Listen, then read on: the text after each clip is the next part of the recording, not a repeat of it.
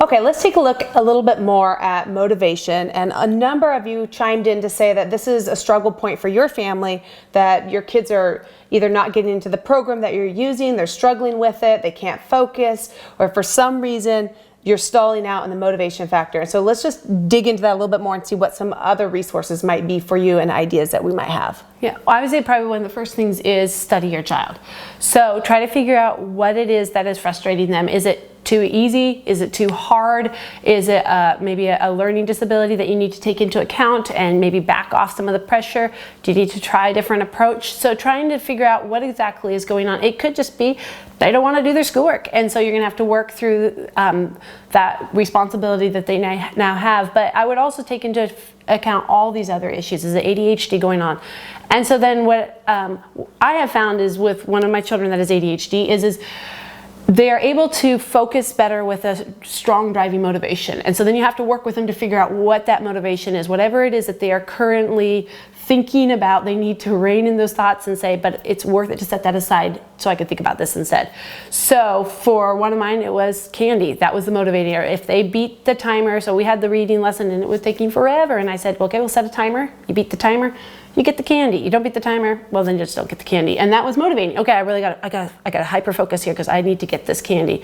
When that was no longer motivating, then sometimes money was motivating. Okay, if you can get this read in a quick and respectful manner, you earn the wage. And if you did not, then there was no wage to be had. So figuring out what it is, maybe it's we'll get out the Lego set and we can build Legos together. If we can get everything done on your school list before whatever o'clock today, then we'll take whatever leftover time we have and go take a walk in the park, or whatever it is that's motivating.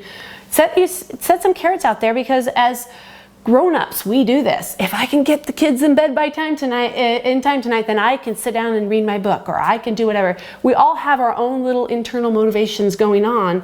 Try to figure out what will work for your child, set those in place, and then it will take the pressure off of you to keep it happy, and fun. Sometimes life just gets mundane. Life is that way. And to be able to have these little motivators to keep everybody going and happy can really help.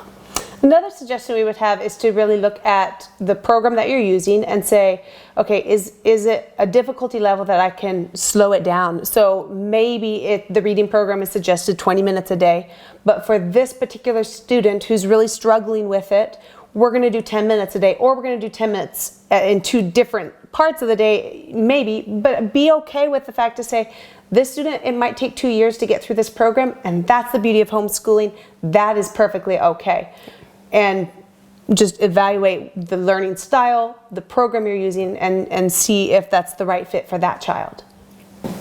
The other thing to take into consideration when you're trying to figure out what is motivating your child and why is learning style. So if you know what your child's learning style is and can help tailor the curriculum to meet their learning style, this will make life easier for both of you. So for your hands-on learner, if you know that you're going to be reading something out loud to them, giving them something to do with their hands, coloring, or maybe working on that geo puzzle or building from their construction set, whatever it is, that will enable them to be able to process what you are reading to them better than if you say, sit down and be quiet and I need to read this to you. That's not going to go over well. Same with your auditory learner. If you know that you have an auditory learner and you set them on the couch, please read this to yourself quietly, that's not going to go over well, versus if you read it to them or say, why don't you take this to your room and read it out loud, it's going to stick a lot better for their brains.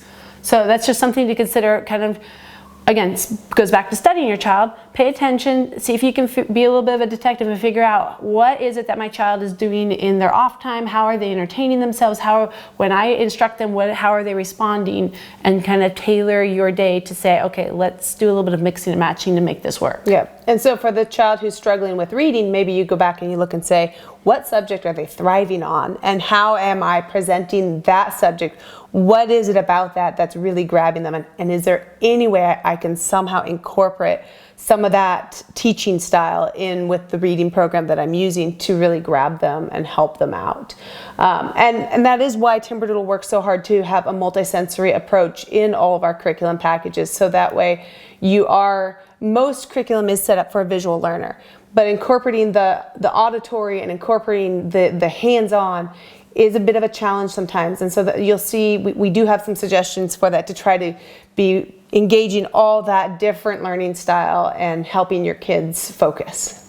www.timberdoodle.com